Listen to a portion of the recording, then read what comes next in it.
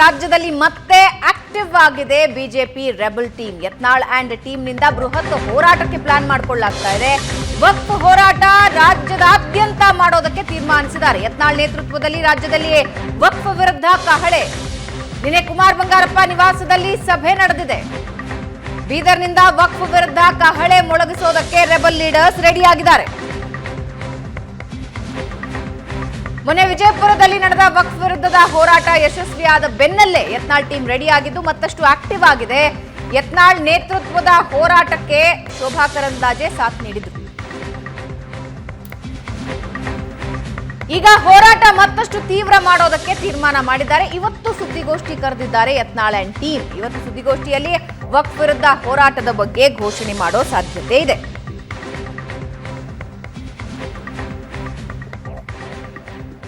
ಪ್ರಶಾಂತ್, ಮತ್ತೊಂದು ಸುತ್ತಿನ ಹೋರಾಟಕ್ಕೆ ಈಗ ರೆಡಿ ಆಗ್ತಾ ಇದೆ ಟೀಮ್. ನನಗೆ ಈ ಕರ್ನಾಟಕದ ಬಿ ಜೆ ಪಿಯ ಅವಸ್ಥೆ ಮತ್ತು ವ್ಯವಸ್ಥೆ ಎರಡೂ ಅರ್ಥ ಆಗ್ತಾ ಇಲ್ಲ. ನೀವು ಕರ್ನಾಟಕದಲ್ಲಿ ವಿಪಕ್ಷದಲ್ಲಿದ್ದೀರಿ.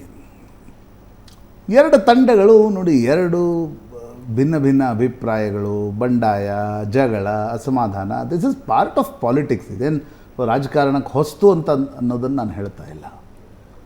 ಆದರೆ ಅದನ್ನು ಎಲ್ಲಿವರೆಗೆ ತೆಗೆದುಕೊಂಡು ಹೋಗ್ತೀರಿ, ಅದರಿಂದ ಲಾಭ ಏನು, ನಷ್ಟ ಏನು, ಅದು ಕರ್ನಾಟಕದ ಬಿ ಜೆ ಪಿ ನಾಯಕರಿಗೆ ಅರ್ಥ ಆಗ್ತಾ ಇದೆಯೋ ಅಥವಾ ಪ್ಯಾಚಪ್ ಆಗದೇ ಇರೋಷ್ಟು ಅವರು ಒಂದು ರೀತಿಯ ಜಗಳಗಳು ಮುಂದುವರಿತಾ ಇವೆಯೋ ಅರ್ಥ ಆಗ್ತಾ ಇಲ್ಲ. ಈಗ ವಾಲ್ಮೀಕಿಗೆ ಮೂಡಾಗೆ ಸಂಬಂಧಪಟ್ಟಂತೂ ಕೆಲವು ಹೋರಾಟಗಳು ನಡೆದವು. ಮೂಡಾಗೆ ಸಂಬಂಧಪಟ್ಟಂತೆ ವಿಜಯೇಂದ್ರ ಪಾದಯಾತ್ರೆ ಮಾಡಿದರು. ಆ ಪಾದಯಾತ್ರೆಯಲ್ಲಿ ರೆಬೆಲ್ ಗುಂಪು ಭಾಗವಹಿಸಲಿಲ್ಲ. ನಂತರ ರೆಬೆಲ್ ಗುಂಪು ಹೇಳ್ತು ಅರವಿಂದ್ ಲಿಂಬಾವಳಿ ಇವರೆಲ್ಲ ಯತ್ನಾಳ್ರು, ಸಿದ್ದೇಶು, ಈಗ ಅದರಲ್ಲಿ ಸಿದ್ದೇಶ್ ಒಬ್ಬರು ಜಾಯ್ನ್ ಆಗಿದ್ದಾರೆ. ಇವರೆಲ್ಲ ಹೋಗಿ ಹೇಳಿದರು ಇಲ್ಲ, ನಾವು ಇನ್ನೊಂದು ಪಾದಯಾತ್ರೆ ಬೆಳಗಾವಿಯಿಂದ ಬಳ್ಳಾರಿ ಮಾಡ್ತೀವಿ. ರಮೇಶ್ ಜಾರಕಿಹೊಳಿನೂ ಅದರಲ್ಲಿದ್ದರು. ಕೇಂದ್ರ ನಾಯಕರು ಹೇಳಿದರು ಬೇಡ, ಆ ರೀತಿಯ ಪ್ರತ್ಯೇಕ ಪಾದಯಾತ್ರೆಗಳು ನಡೆದರೆ ತಪ್ಪು ಸಂದೇಶ ಹೋಗುತ್ತೆ ಅಂತ. ಅದಾದ ಮೇಲೆ ರಮೇಶ್ ಜಾರಕಿಹೊಳಿ ಹೇಳಿದರು ಇಲ್ಲ, ವಿಜೇಂದ್ರ ಅಧ್ಯಕ್ಷರಾಗಿರುವವರೆಗೆ ನಾನೇನು ಪ್ರಚಾರಕ್ಕೆ ಬರಲ್ಲ ಅಂತ. ಅವರೇನು ಸಂಡೂರಿಗೆ ಪ್ರಚಾರಕ್ಕೆ ಬರಲಿಲ್ಲ. ಇದೊಂದು ಗುಂಪು ಈಗ ತಯಾರಾಗ್ಬಿಟ್ಟಿದೆ. ಇದರಲ್ಲಿ ರಮೇಶ್ ಜಾರಕಿಹೊಳಿ ಇದ್ದಾರೆ, ಯತ್ನಾಳ್ ಇದ್ದಾರೆ, ಅರವಿಂದ್ ಲಿಂಬಾವಳಿ ಇದ್ದಾರೆ, ಇದರಲ್ಲಿ ಪ್ರತಾಪ್ ಸಿಂಹ ಹೋಗ್ತಿದ್ದಾರೆ, ಇದರಲ್ಲಿ ಅಣ್ಣಾ ಸಾಹೇಬ್ ಜೊಲ್ಲೆ ಇದ್ದಾರೆ, GM ಸಿದ್ದೇಶ್ ಇದ್ದಾರೆ, BP ಹರೀಶ್ ಈ ಗುಂಪಿನಲ್ಲಿ ಕಾಣಿಸ್ಕೊಳ್ತಾ ಇದ್ದಾರೆ. ಕುಮಾರ್ ಬಂಗಾರಪ್ಪ, ಯಾಕಂದರೆ ಶಿವಮೊಗ್ಗ ಜಿಲ್ಲೆಯಲ್ಲಿ ರಾಘವೇಂದ್ರ ಯಡಿಯೂರಪ್ಪ ಜೊತೆ ಕುಮಾರ್ ಬಂಗಾರಪ್ಪ ಅವ್ರದ್ದಾಗಲ್ಲ. ಅವರು ಕುಮಾರ್ ಬಂಗಾರಪ್ಪ ಟಿಕೆಟ್ ತೆಗಿಲಿಕ್ಕೆ ಯಡಿಯೂರಪ್ಪ ಪ್ರಯತ್ನ ಪಟ್ಟರು ಅನ್ನುವ ಆಕ್ರೋಶ ಕುಮಾರ್ ಬಂಗಾರಪ್ಪಗಿದೆ. ಆ ಕಾರಣದಿಂದ ಅವರು ನಿನ್ನೆ ಅವರ ನಿವಾಸದಲ್ಲೇ ಸಭೆಯನ್ನು ಸೇರಿ ನಾವು ಹೋರಾಟ ಮಾಡೋದ್ರಲ್ಲಿ ತಪ್ಪಿಲ್ಲ. ಆದರೆ ನನಗೀಗ ಬಿ ಜೆ ಪಿಯ ಹೈಕಮಾಂಡ್ ಕರ್ನಾಟಕದ ನಾಯಕರನ್ನು ಜಗಳ ಆಡ್ಕೊಳ್ಳಿ ಬಿಡಿ ಅಂತ ಬಿಟ್ಟಿದೆಯೋ ಅಥವಾ ಏನಾದರೂ ಪ್ಯಾಚಪ್ ಮಾಡ್ತಾರೋ ಅಂತಕ್ಕಂಥದ್ದು ಅರ್ಥ ಆಗ್ತಾ ಇಲ್ಲ. Where it will end, that is very important. ಒಂದು ಕಡೆ ರಾಜ್ಯ ಸರ್ಕಾರ ದಿನಕ್ಕೊಂದು ಹೊಸ ಆರೋಪಗಳನ್ನು ಮೈ ಮೇಲೆ ಎಳೆದುಕೊಳ್ತಾ ಇದೆ. ನೀವು ವಾಲ್ಮೀಕಿ, ಮೂಡ, RB ತಿಮ್ಮಾಪುರ್, ಲಕ್ಷ್ಮೀ ಹೆಬ್ಬಾಳ್ಕರ್, ದಿನಕ್ಕೊಂದು ಪ್ರಕರಣಗಳಿವೆ. ವಕ್ಫ್ನ ಪ್ರಕರಣ ಇದೆ. ಅದರ ವಿರುದ್ಧ ಸಂಘಟಿತ ಹೋರಾಟ ಮಾಡಲಿಕ್ಕೆ ವಿಪಕ್ಷಗಳಿಗೆ ಒಂದು ನೋಡಿ, ಯೋಗೀಶ್ವರ್ ಟಿಕೆಟ್ ಬಗ್ಗೆ ಚನ್ನಪಟ್ಟಣದಲ್ಲಿ ಜಗಳ ನಡೀತು BJP ಮತ್ತು JDS ಮಧ್ಯೆ. ಸರಿ, ಈಗ ಅದು ಅಡ್ವಾಂಟೇಜ್ ನಿಖಿಲ್, ನಾವು ಅದರ ಬಗ್ಗೆ ಮಾತಾಡೋಣ.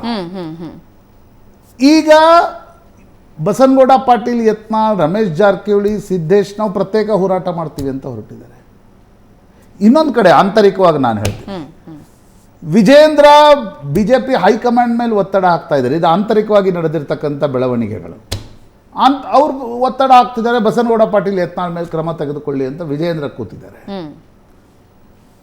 ಸರ್ಕಾರ ಒಂದು ರೀತಿ ಆರೋಪಗಳ ಮೇಲೆ ಆರೋಪಗಳನ್ನು ಮೈ ಮೇಲೆ ಎಳೆದುಕೊಳ್ಳುತ್ತಿರುವಾಗ ವಿಪಕ್ಷಗಳು, ಅದರಲ್ಲೂ ಒಂದು ರಾಷ್ಟ್ರೀಯ ಪಕ್ಷದ ನಾಯಕರಲ್ಲಿ ನಾವು ಜೊತೆ ಕಾಣಿಸ್ಕೊಳ್ಳೋದೇ ಇಲ್ಲ ಅನ್ನುವ ಮಟ್ಟಕ್ಕೆ ಪರಿಸ್ಥಿತಿ ಹೋದರೆ ಮುಂದೇನು ಅಂತಕ್ಕಂಥ ಪ್ರಶ್ನೆಯೂ ಕೂಡ ಬರುತ್ತೆ. ಅಂದರೆ ಇದು ಎಲ್ಲಿವರೆಗೆ ಹೋಗುತ್ತೆ?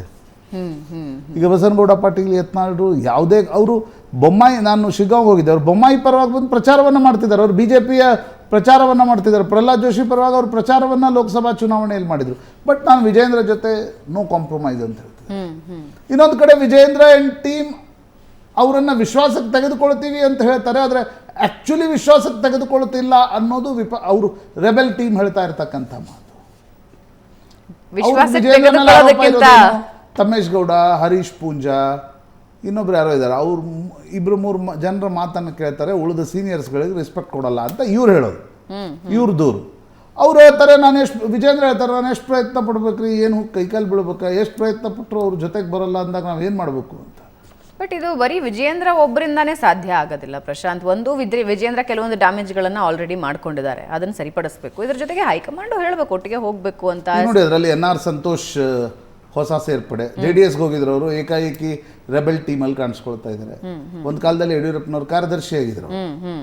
BP ಹರೀಶ್ ಇದ್ದಾರೆ, ಕುಮಾರ್ ಬಂಗಾರಪ್ಪ ಇದ್ದಾರೆ, ಅಣ್ಣಾ ಸಾಹೇಬ್ ಜೊಲ್ಲೆ ಇದ್ದಾರೆ. ನೀವು ಹೇಳ್ತಾ ಇದ್ದೀರಿ ವಿಜೇಂದ್ರ ಕೆಲವೊಂದು ಡ್ಯಾಮೇಜ್ಗಳನ್ನ ಮಾಡ್ಕೊಂಡಿದ್ದಾರೆ. ಯಡಿಯೂರಪ್ಪ ಅವರು ಒಂಚೂರು ಇನ್ನೂ ಸ್ವಲ್ಪ ಪುಷ್ ಮಾಡಬೇಕು ಹೈಕಮಾಂಡು. ಇದು ಹಿಂಗೆ ಹೋದ್ರೆ ಹಿಂಗೆ ಇದು ಕತೆ.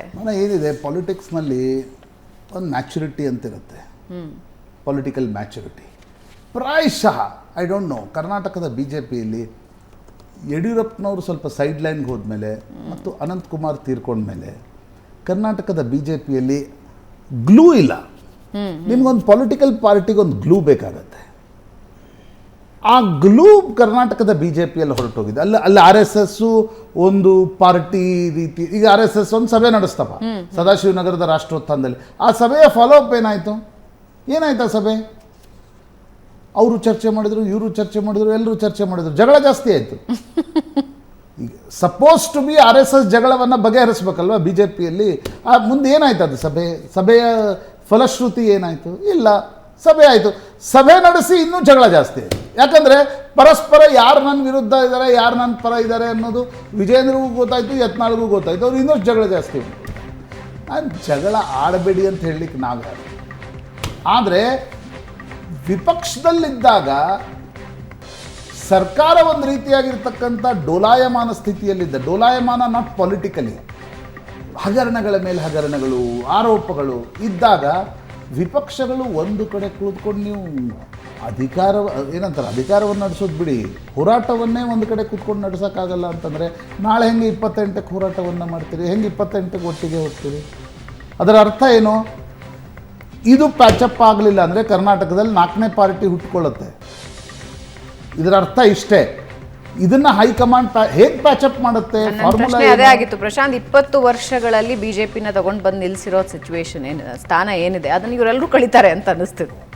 ಇವರು ಕಳೀತಾ ಇದ್ದಾರೆ. ಹೈಕಮಾಂಡು ತಪ್ಪು ನಿರ್ಣಯಗಳನ್ನು ತೆಗೆದುಕೊಂಡಿದೆ. RSS ಕೂಡ ಅದೊಂದು ಸಭೆ ನಡೆಸುತ್ತೆ ಮತ್ತು RSS ಬಗ್ಗೆನೇ ಆರೋಪಗಳು ಬರ್ತವೆ, ಟೀಕೆಗಳು ಬರ್ತವೆ.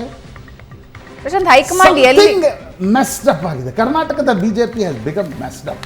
ಇದರ ಜೊತೆಗೆ ನನಗನ್ಸೋದು ರಾಷ್ಟ್ರೀಯ ಮಟ್ಟದಲ್ಲಿ ಎಲ್ಲ ರಾಜ್ಯಗಳಲ್ಲೂ ಕೂಡ ಈ ಮೆಸ್ಸನ್ನು ಹೈಕಮಾಂಡ್ ಕ್ರಿಯೇಟ್ ಮಾಡ್ತಾ ಇದೆ. ಅಂದರೆ ನಾಯಕರನ್ನ ಬೆಳೆಸೋ ಪ್ರಯತ್ನ ಮಾಡದೆ, ಒಗ್ಗಟ್ಟನ್ನು ತರೋ ಪ್ರಯತ್ನ ಮಾಡದೆ. ಕರ್ನಾಟಕದಷ್ಟು ಮೆಸ್ ಯಾವುದು ಎಲ್ಲೂ ಇಲ್ಲ ಕಾಣುತ್ತೆ. ಕರ್ನಾಟಕದ BJPಯಷ್ಟು ಮೆಸ್. ಎಸ್, ನೋಡೋಣ ಮುಂದಿನ ದಿನಗಳಲ್ಲಾದರೂ ಪ್ಯಾಚಪ್ ಮಾಡ್ಕೊಡ್ತಾರೆ. ಯತ್ನಾಳ್ರ ನಡೆ ನೋಡಿದ್ರೆ, ಜಾರಕಿಹೊಳಿ ನಡೆ ನೋಡಿದ್ರೆ ನನಗೇನೋ ಸದ್ಯಕ್ಕಂತೂ ಅನ್ನಿಸ್ತಾ ಇಲ್ಲ.